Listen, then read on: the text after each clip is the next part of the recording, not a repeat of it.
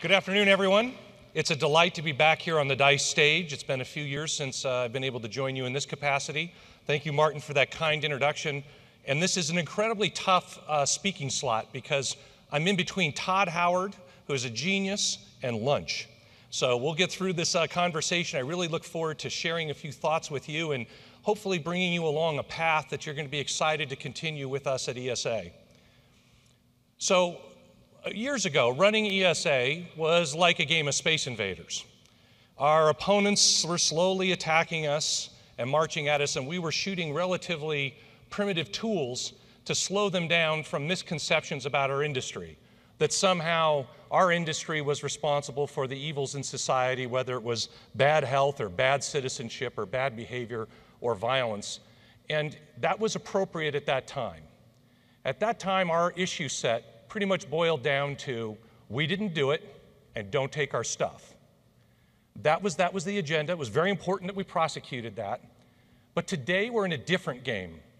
This industry has grown and prospered because of your genius and your creativity and the games that you have made that have altered the entertainment landscape and changed business, sports, technology itself. You've changed the way that games are played and allowed ESA to do our part to change how games are perceived. So we're not just playing defense anymore. We're openly and proactively pushing a positive agenda for this industry. So if we were once Space Invaders, today we're No Man's Sky, helping boost games to new heights and ensure that everyone across the universe knows the great games, the great experiences that you all create. And as I was preparing for these remarks, I really wanted to find a great and inspiring image like this one from No Man's Sky, because we don't want our future to be left for dead. So some of you may be asking, what exactly is ESA? We're your collective voice, the voice of the most dynamic form of entertainment in the world today. And our job is to expand and protect the frontiers of this industry, of your work, and allow all of you to do what you do best.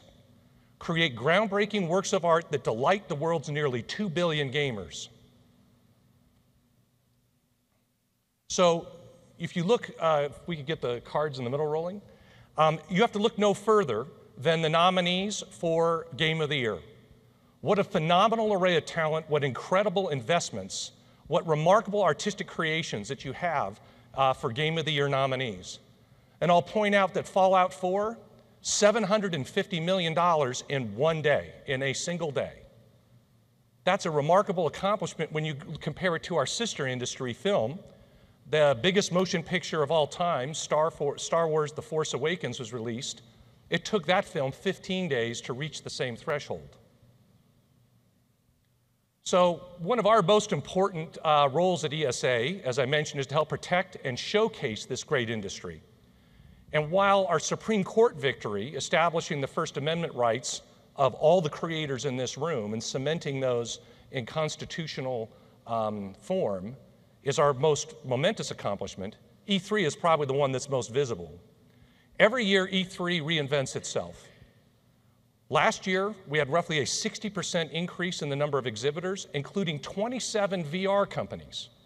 Now, VR is certainly a key topic of what we're discussing here at D.I.C.E, and there's a tremendous amount of excitement about what that technology can bring to further extend the horizons of the industry. But each booth in each hall, each year, reinvents itself. Everything is new when we come to June. Now, that success can't happen without the investment of all of the people in this room and those that are the exhibitors at E3, and we're just delighted to be here. We appreciate your support. But while E3 gathers the headlines and grabs the attention of the world, over 50 billion media impressions per year the last 3 years, gamers everywhere are watching to see what's coming next. It's what we do in the other 51 weeks of the year that demonstrate what a mature and great industry the video game industry is today in our society. So at one point, we're a punching bag for politicians. We've changed with your creativity and hard work, we've changed the narrative in Washington and in state capitals.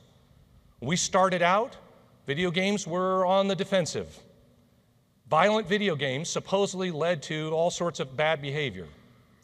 And as most of you know, California went so far as to enact a law to restrict the sale of video games and also to create its own rating system and impose that on our industry. We took that to the Supreme Court, and with Justice Scalia writing the opinion in that case, he recently passed away last week, that definitive decision, we established the constitutional rights of everyone in this room to be as creative as they want to be and for gamers to consume the games that they want to play. Now, 12 attorneys general filed supportive briefs for the state of California in that case. They came in on the side of those that wanted to regulate the industry. Now, a host of supposed experts came out of the woodwork to claim that games cause violence. People like discredited Colonel Dave Grossman, the self-proclaimed expert on killology, the disbarred lawyer Jack Thompson, and jailed Illinois Governor Rod Blagojevich. We pwned them all. Even better,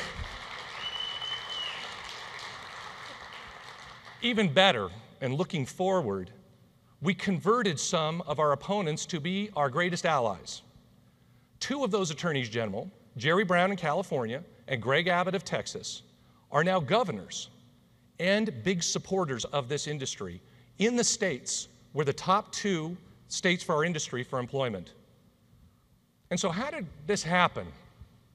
We, with you at our side, with the stories that you tell and the reality that you represent, we engaged them and educated them about the significant contributions that our industry has on the economy overall and the economy right there in their own backyard. We shared with them our partnership with the ESRB, the world's best rating system, and that's according to the Federal Trade Commission. We shared with them the positive impacts that video games have on healthcare and business and other aspects of technology and society.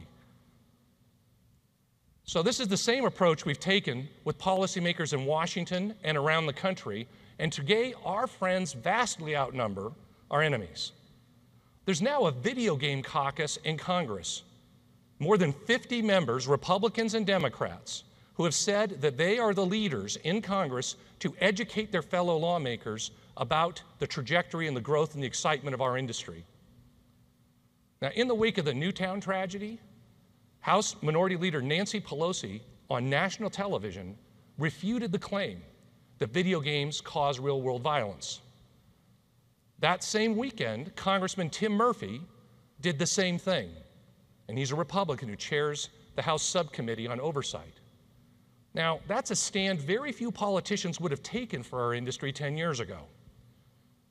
In the last 4 years, the Obama administration, this White House, has had two different video game czars.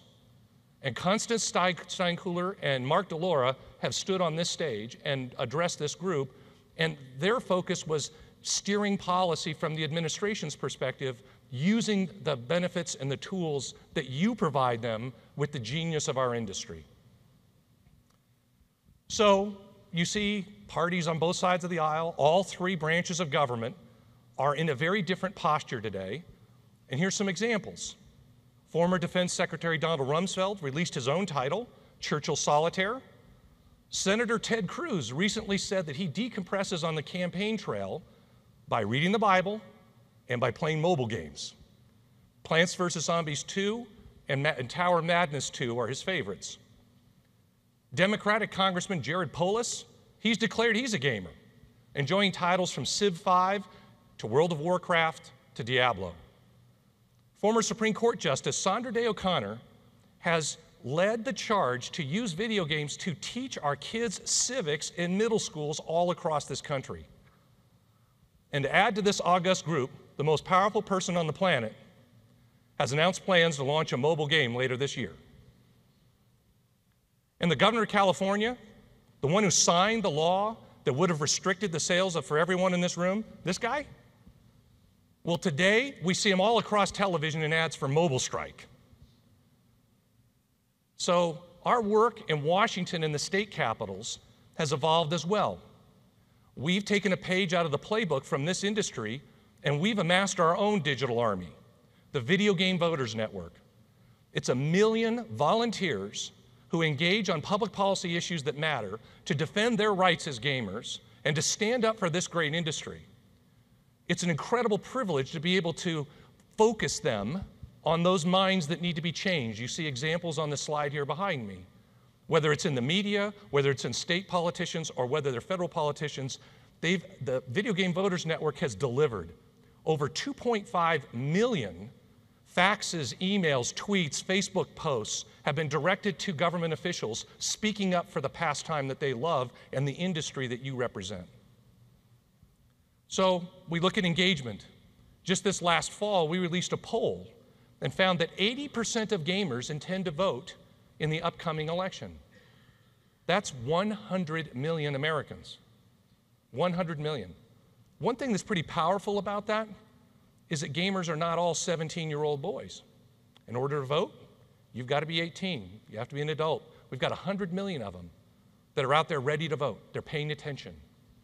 And now that voice is heard in Washington. It's a very different game they're engaged in now.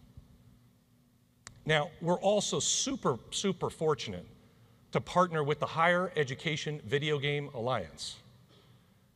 The mission of this group that we helped establish in the summer of 2014 is to create a platform for higher education leaders that underscores the cultural, scientific, and economic importance of video games. It's that simple, and it's that powerful. And today, that 20-member group that was there on launch has expanded to 180 universities around the world. These are the institutions that are saying, we believe in this industry, we're a part of it too. So we also look at giving back, at being generous. The ESA Foundation recently celebrated its 15th year. And in that 15 years, the foundation has handed out over 230 scholarships to women and minority students who want to join you in this room. We've also funded over 50 universities and other grantees who are using video games to advance our society, advance our culture, and advance the welfare of children. It's a very focused and important and meaningful contribution that we make. But the most powerful component, the most powerful partnership that we've established is that with Children's Miracle Network hospitals. How many of you have heard of or played Extra Life or participated in Extra Life? Outstanding. The rest of you, the world's ready. Wait till next November, this November. So last November, it's a game-a-thon, right? It's a 24-hour period. You play games, you get sponsors. The proceeds go 100% to the local Children's Miracle Hospital that's nearest you as the participating gamer. It's incredibly powerful. $7 million were raised in one day, one weekend, in last November. And overall, this partnership has yielded $20 million in the last 6 years in critical support to a fantastic cause. So gamers, game publishers, this industry, we're generous. Besides being innovators, besides being leaders, besides loving great entertainment like Todd described, we're generous too. Now, the shift in narrative around video games reflects the increasingly significant role that we play throughout society. 20 years ago, our industry was a niche entertainment medium. And now video games are considered an economic growth engine. When the rest of this country was faltering economically in 2008, 2009, 2010, this industry continued to reinvent itself and grow. And the NPD Group just reported that sales of games, hardware, and accessories, and digital sales, including digital sales, that those totaled $23.5 billion here in the United States in 2015. That's more than the GDP of some small countries. And that's just in the US. We know the global number is much higher. And in fact, DigiCapital has recently forecast that global game sales will grow from 90 billion this year to over 115 billion in 2020. So our industry, as this graph shows, thrives anywhere that there is talent and an environment conducive to innovation and growth. And our reach is now nationwide. We're not just concentrated in a handful of states. There are more than 1,800 separate video game facilities nationwide, and those are operated by more than 1,600 publishers and developers. There are also 406 universities that have video game curricula or degrees in video games. And taking all that together, we stretch across 46 states and have representation or participation in 84% of congressional districts. Our voices, our voting, our caring, all of these elements are now there, and they're in full force, and they're having an incredible impact. So, but our art form, as we know, isn't contained to just the products that we make. It's showing up everywhere across arts and museum and media. We've got motion pictures based on video games that are coming out later this year. We've got museums around the country that exhibit video games. Probably our favorite, because we helped launch it, was the Smithsonian's Art of Video Games. It just completed its 10-city tour this last month. Remarkable, very popular exhibit that showcases the art that goes into games and brings it to people around the country. You have other examples in New York and Washington and in cities around the country where, once again, they're energizing their attendees at museums using video games. Orchestras are doing the same thing. Video game music is fantastic. And so they're playing the music not only because it's a rich form of cultural entertainment and pleasure, but it helps fill the seats. It inspires the next generation of those who are going to watch orchestral performances to come because they're playing music that's relevant to them. Now, all of this couldn't have been possible without the support of the industry, including many people in this room. Whether it's Ted Price or Todd, who has just preceded me, or Mike Capps, or Graham Hopper, who actually chaired the board when I came on and took this position. All of them have had a role to play, and all of them have helped deliver us to the point where we stand today. So, but as the Wall Street Journal says, and Pactor will attest, past performance and success is no prediction of future performance. So Washington runs with a great sense of curiosity and potential impact on a full range of what our industry is represented today. When we infuse the internet into the creative experience, when you add the monetization tools and the business models that you all have pioneered and deployed, the world of the government becomes much clearer and much more apparent. Now, I mentioned at the outset that our two issues 20 years ago were we didn't do it, don't take my stuff. And that was really a lot to handle at that time.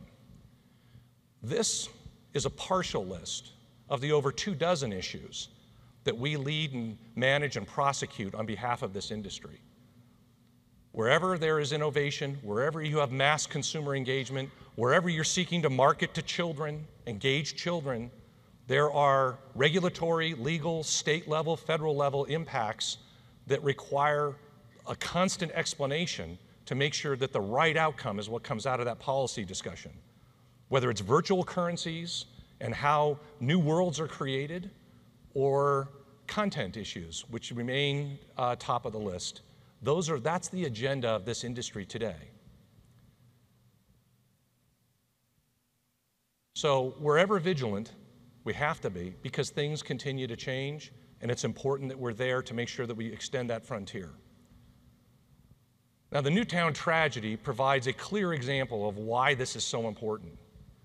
At that time, industry critics emerged from the shadows, ones that we thought we had defeated in the Supreme Court case, and we found ourselves as an industry fighting off attacks on multiple fronts as some tried to make the unfounded connection between video games and the atrocities that happened in Newtown. We were invited to meet with the Vice President, the Attorney General, the Secretary of Health and Human Services, along with other entertainment industries, and I was incredibly proud to bring together leaders from a number of the companies represented in this room to participate in this very, very important discussion. Epic Games, EA, Take-Two, they were all there, GameStop. We stood together, sat together, shoulder to shoulder, and we put forward the truth about what this industry really stands for. And if you see what's happened since then, we are more mature, we are stronger, we are much more effective in the world that matters when it comes to setting policy. because of our engagement and because of the courage of the leadership of this industry to participate in important discussions like this. So, as we heard from Penn yesterday and Randy, this work must continue. The mission isn't over, and our strength and success depend upon the continued support of all of you. So I invite you to join us, engage with us, follow us, partner with us, come to Night to Unite, exhibit at E3, follow the Video Game Voters Network, and be a part of our digital army. Everyone here is in this community. We embrace and love this mission. So our work may exist in a virtual world, but its success and your ingenuity and creativity and generosity are very real. And with your help, we're going to all keep it going. So now I'm delighted to take a few questions.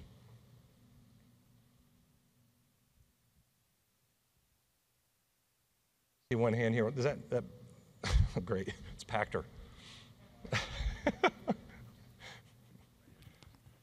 Hey, Mike. With Electronic Arts' decision to de-emphasize its presence on the show floor, can you talk about how that might change the dynamic of E3? You know, that's a great question. And E3 is an ever-evolving organism. It's one of the most difficult challenges is actually containing this industry under one roof to project out to the rest of the world what's coming next. You have incredibly powerful brands, very creative teams, remarkably competitive companies that go head-to-head at E3 and collectively project, you know, an enormous vision of the industry. But we have to continue to evolve E3. We have to make sure that we're keeping pace with what does it take to deliver that engagement and high value to the audience that's fortunate enough to be there, the 50,000 people or so that are invited and qualified to be in the building, but also those that aren't. Now, the 50 billion media impressions, we know who those are. There's only just over 7 billion people in the world, and only 2 billion of them have internet access. It's the gamers that are watching. They're there, they're present. And what you're seeing with these types of decisions is an evolution of the show, and it's being pulled by its leading members. You look at last year, Nintendo had a esports competition, the Nintendo World Championships.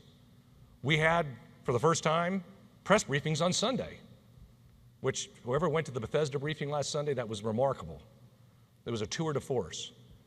So we continue to evolve our approach to the show, and we'll see what works. We'll have trial and error, and what we'll do is the same thing this industry does, is when it works, great, we'll do more of it, and when it doesn't, we fail forward, we move on, we innovate, we learn from what just happened.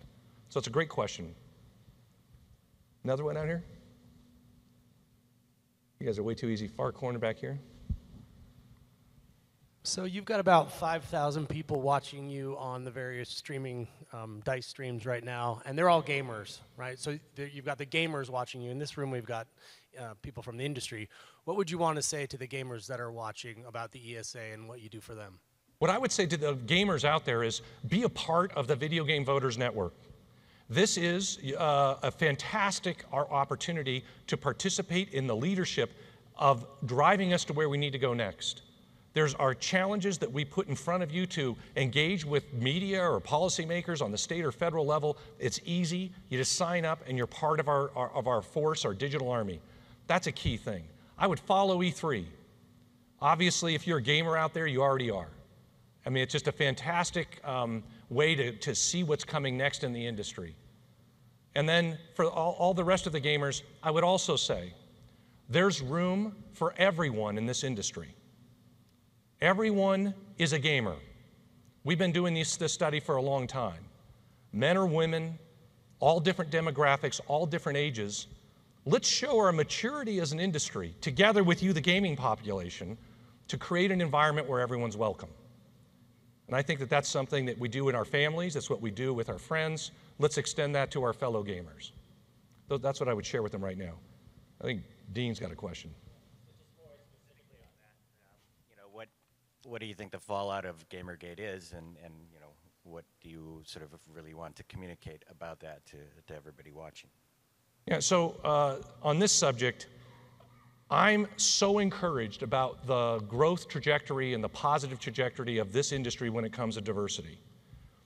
If you look at what our industry currently represents, we have 22% of the jobs in our industry are held by women. Now, in the other parts of the tech sector, it's dramatically lower. It's in the mid-teens. Now, that's not good enough, and we know it's not good enough. And Martin started off our conference with an announcement that the academies made with Intel. What we know is, according to the Higher Education Video Game Association, so the group of participating education universities, is that 31% of the enrollment in the video game programs in colleges today, of their own enrollment, are women. So we have 31% more that are coming. That's helpful. It's nowhere near that for engineering. When you look at some of the most other major universities, they're operating around 15%, 16%. And so I see that the pipeline looks much brighter when it comes to the diversity issues there. You also look to the marketplace. Of the major titles that were released in the fourth quarter last year, all of them had female playable characters. All of them. These are all coming from very competitive companies, but they're all seeing the same direction, the same need to address the entire marketplace. And I think we can be very encouraged by that. This is a cultural medium. Those elements of entertainment and culture will pull us in that direction faster than other forms of technology or the tech sector.